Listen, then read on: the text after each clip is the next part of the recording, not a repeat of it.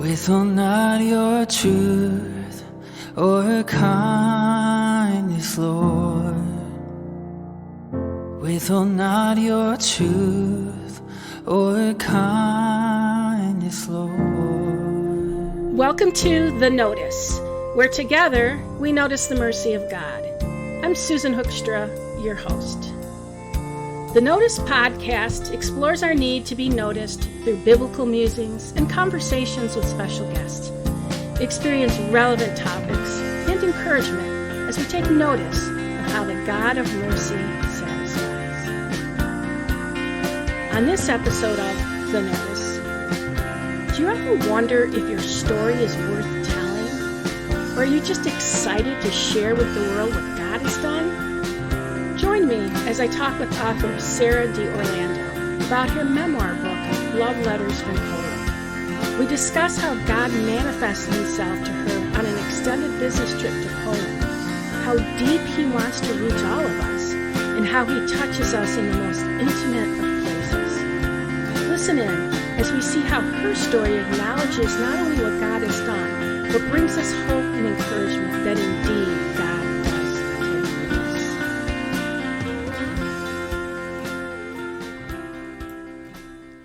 Sarah D'Orlando is the chief hope giver and founder of Sarah D'Orlando Coaching. She is a structural engineer by trade, but has been writing stories and adventuring through nature since childhood. An encounter with Jesus brought her full circle to her purpose, to live a life rooted in Jesus, inviting others into their own beautiful, unique, and vibrant journey through life with him. She's married to her college sweetheart, Andres, and they have one super cute daughter. She is the new author of Love Letters from Poland, a memoir of how God restored her broken heart. So, Sarah, welcome to The Notice. Thank you so much for having me, Susan. I'm excited to talk about your story. And our listeners, they learned a little bit about your background just now, but can you tell us a little bit how you were prompted to write a book about this? Yes, for sure. It was a funny story because I had this powerful 8 months in Poland, and I was just living this vibrant life and loving it, and just had this profound healing, and I felt connected and seen and loved by my community, loved by God. I just thought it was like this great experience. And one day, sitting unbeknownst to me in a cafe at church, one of the friends of mine came up to me and said, "You need to write a book about this." And I was like, "What? What do you mean?" And he's like, "It will be 200 pages. It will take you 2 years to write, and I'm going to help you with distribution." And so from that, it just like planted the seed. And I kind of laughed it off, but I knew there were some funny stories and some really powerful experiences that I had while I was there, but I didn't have the full clarity. I just knew that I was going to write about it. And it took some time to get to that point when I was ready to write, but I knew when I heard that I was going to write a book. Before that, Susan, I never thought I would share my story. No, nobody would want to hear my story. I would have no way to say it. It would just be like a boring journal of this happened and then this happened and this sob story. But Poland and my life just, came alive while I was there.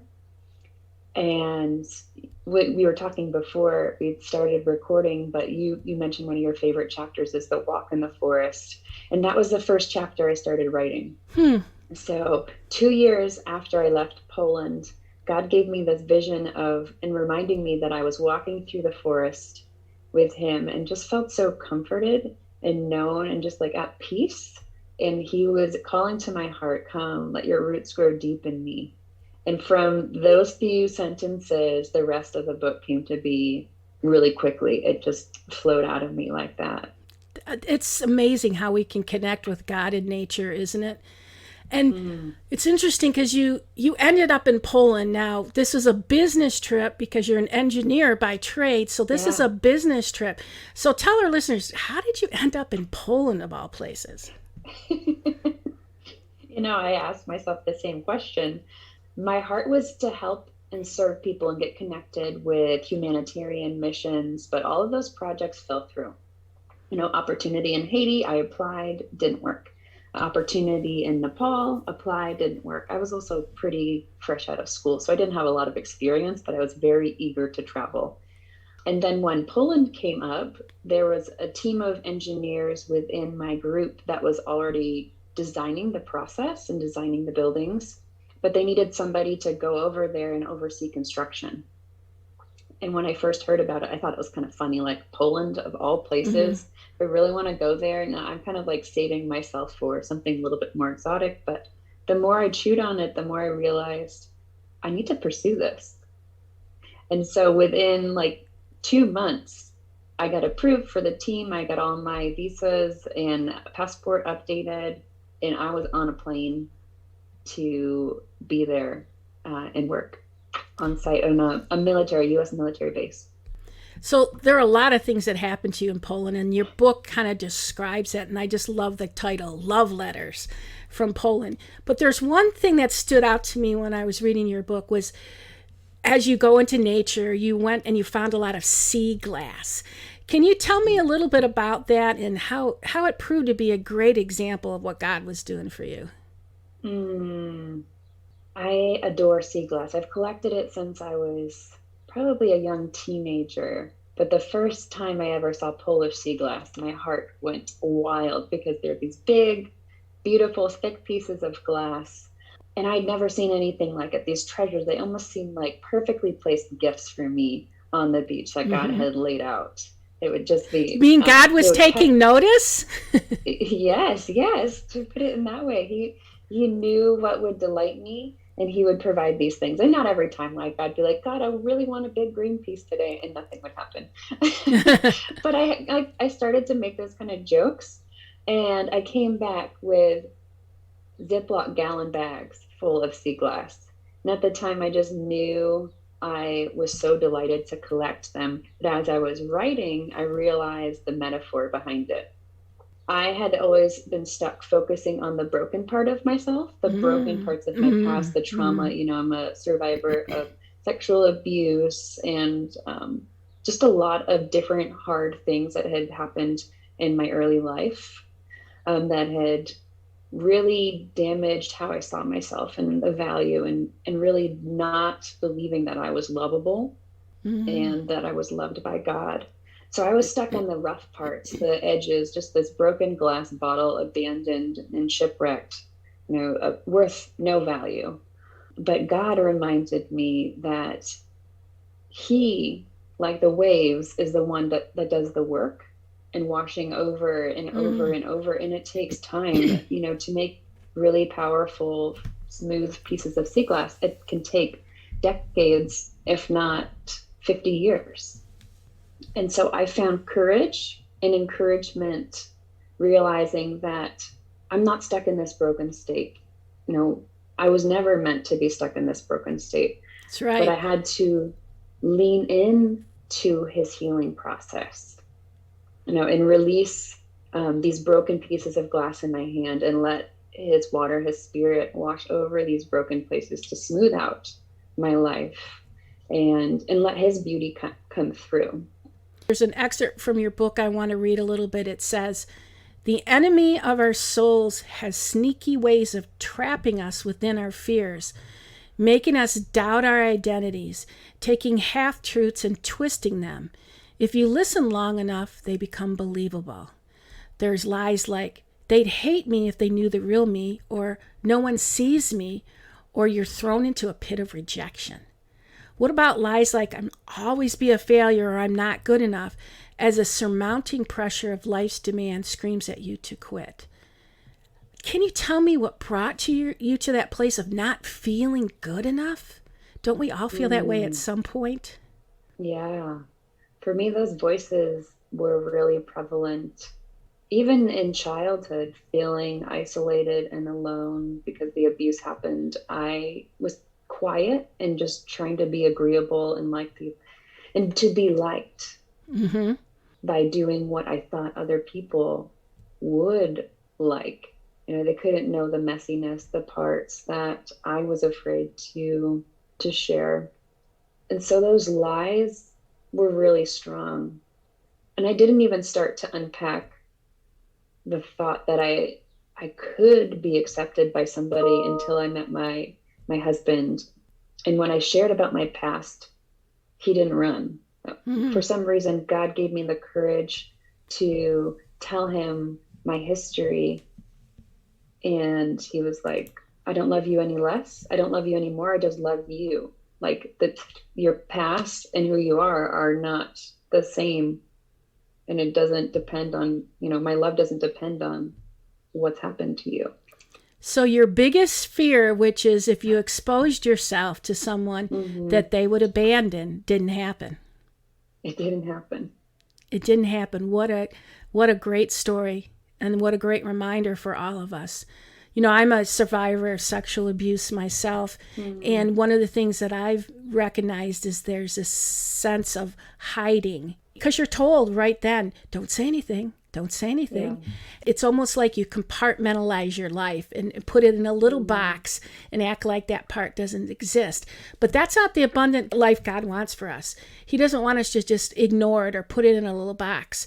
And so it's real important to dive deep into those issues. So you said the word leaning. I love that word. You realized you had to lean into what God had for you, and that included your backstory. So as you were leaning into it, what did God show you?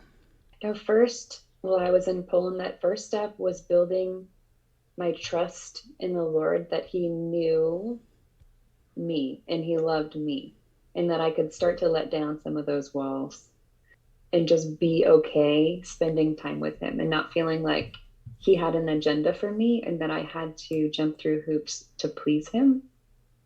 But leaning into the healing process really came when I was writing.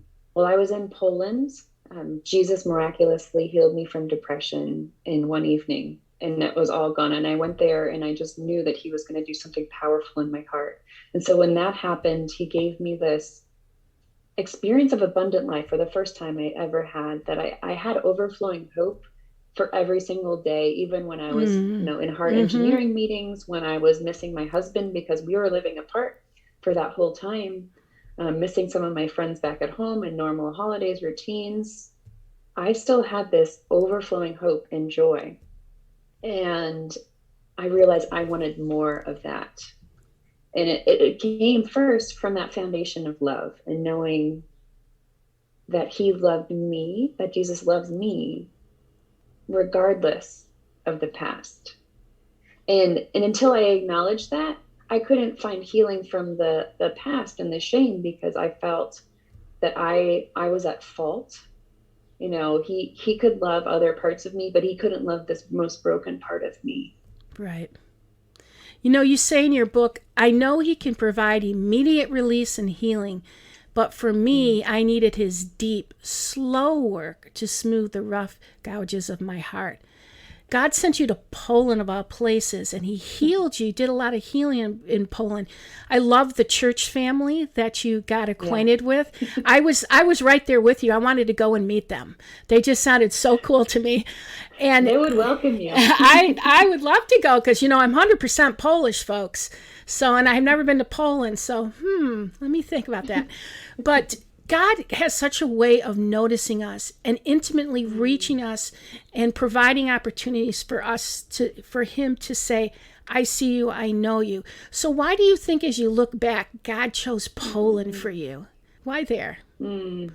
Poland is somewhat of a metaphor for my life in some respects. I'm no history buff, but I know that they had been taken captive many times and just been thrown around back and forth in different wars, and their identity is lost, and it's just dark and without hope. And while I was there, I still sensed a real weight of people around and just, stuck in routines. But when I found hope, I found the Lord there and met him, of all places, like it seemed like it was not even possible to find this church, and it was a miracle that I got connected with this community. I knew it was specifically for me. Like he followed me to Poland and knew that I would get away from my old routines in the States, get away from friendships and family, not that they were unhealthy, but just that I needed space to be okay with myself and do deep work. I had been, I'm a one of five. So I always grew up with a lot of people around me. And then college, I had roommates and I got married young. So I never had time to just be and process, who I am, what has happened, where do I want to go? And God met me there. God met me in Poland in this unlikely place. I like to think of it as a diamond in the rough that, nobody says, oh, I want to go to Poland often. But now it's this treasure in my heart, knowing if God can bring hope in dark places like this, he can bring hope anywhere. And the people and the power that he has working in that place to bring healing to other people is just so palpable. It reminds me of 2 Corinthians in the first chapter, verses 3 and 4. He talks about comforting others with the same comfort we've received from God. And, as I read your book and I'm talking to you and everything, I realize that, it is so important that we tell our stories. I just wrote a book, A Firm Grasp. I talked about the importance of telling our story because it's part of our mission. We're supposed to go out there and tell our story. Yet many of us don't want to do it because it's not it's rough around the edges, as you mentioned. So why do you think it's so important to get out there and tell your story? What gave you the courage to do this? It's a great question. It started in Poland. I was invited only 2 weeks after I had found this local church community to share my testimony. And I was mortified. That old fear, Susan, if I share, they're going to reject me. If I share, they're not going to love me and I'm not going to have friends. I really will be alone.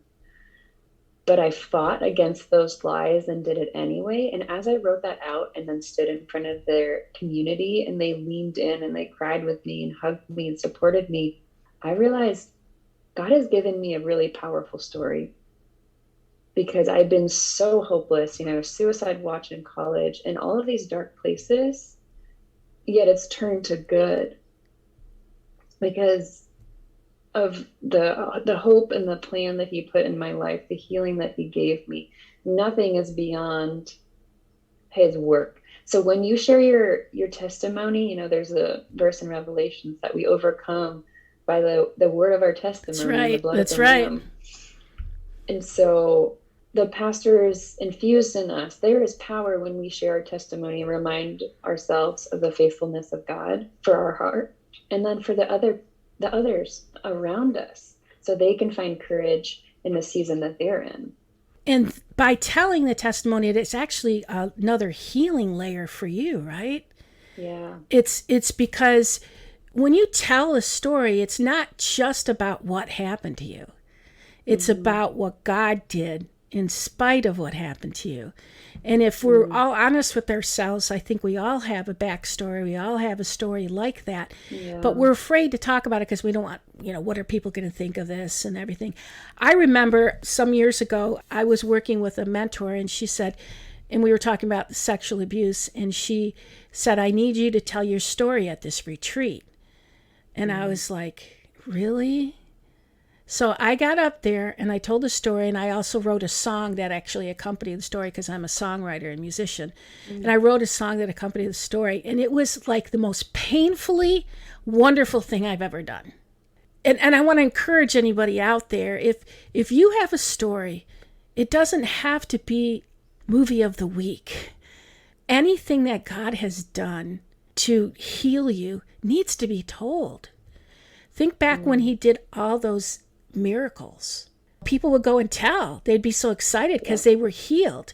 It's the same thing, and it's so important to tell our stories. So I encourage anybody out there who's listening to don't hesitate. If you have an opportunity to tell your story, even in a small group or at your church or wherever it is, step out, do it.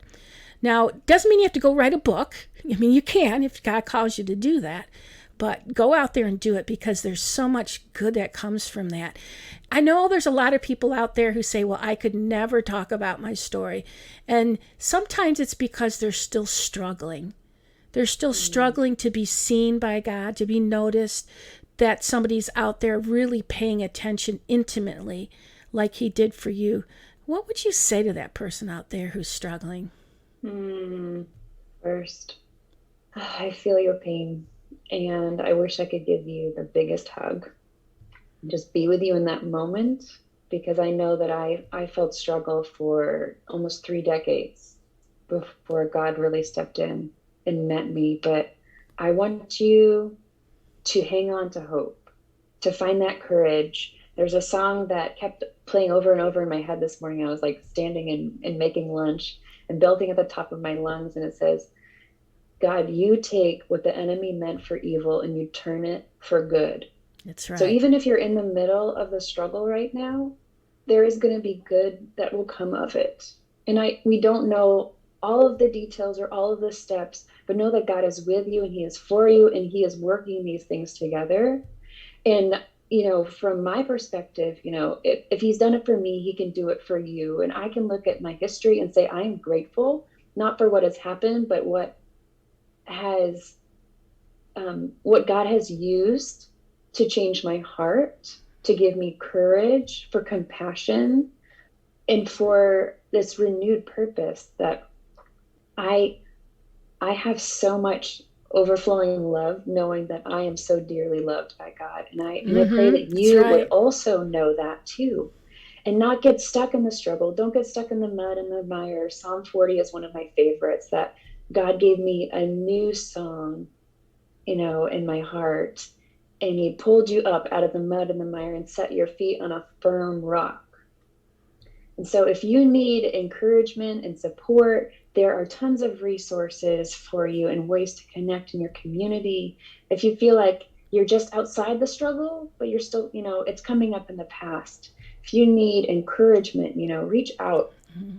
Don't be a stranger. It took courage for me to write the book. It really did. But as I wrote the book, I realized that I had this passion to speak and encourage women. And I wanted to not just get the book out and share the story, but also to help women, to coach women take their next brave steps and say yes to this calling that God has for them, because we all have struggles. And I think in that struggle, once you're on the healing side of it and working through and saying yes to those waves, leaning into what God has for you, there's going to be renewed passion, renewed purpose, renewed hope, because I think it's part of your calling. This struggle is shaping you to create the heart God knows that you have to serve the people, encourage the people that he's called you to. That's impactful. Thank you so much, Sarah. And it reminds me too that God does want to meet us. He does want to meet you. What neither one of us can tell you is how. Is it going to be through sea glass in Poland, or when? Yeah. I don't know if it's next week or next month or next year.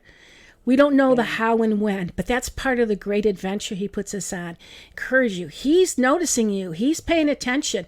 He wants you to know that he notices you. It could be in just finding sea glass on the seashore or taking a walk in the woods. Open up your eyes and see, because he's really, really, really working. So I thank you so much for sharing a little bit about your story. I hope our listeners will go out there and get the book. It's called Love Letters from Poland by Sarah D. Orlando, and you can find that on Amazon. You can come to my website, susankhoekstra.com, and you can sign up for a chance to win the book. In the meantime, I just hope that you will just get some clarity about your struggle, and God will show you exactly what you need. And Sarah, thank you so much for being brave enough to come here and talk to me today and to get this book out there. May it be a blessing to all. Thank you so much. And if somebody is really ready and looking for clarity too, I have a couple spots on my calendar, and I would love to have this free session with your listeners, Susan, as a special offer to help you get clarity on where those areas you're feeling stuck, and ask questions that maybe other people aren't brave enough to ask you, to figure out where these places God wants to set you free, and start to take those brave steps for the calling that he has for you. So who knows, folks, maybe Sarah is your sea glass today. Maybe she's that person that God's saying, I'm noticing you today. So definitely reach out. Thanks again for being here, Sarah.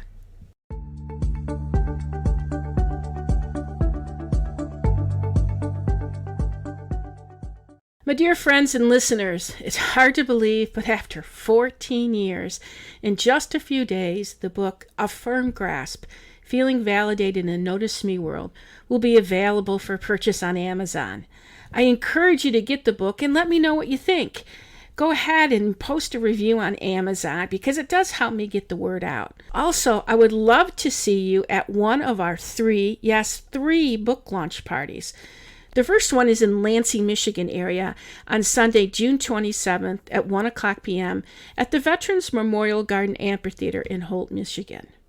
For my northern Michigan friends, join me on Sunday, July 18th at 1 o'clock p.m.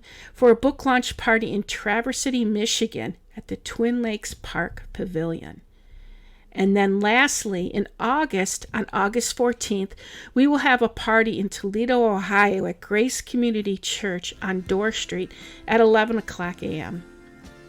You can find out more information on these events by visiting my website at susankhoekstra.com. Please come, celebrate with me, enjoy refreshments, there'll be some giveaways, and get a book or two to sign.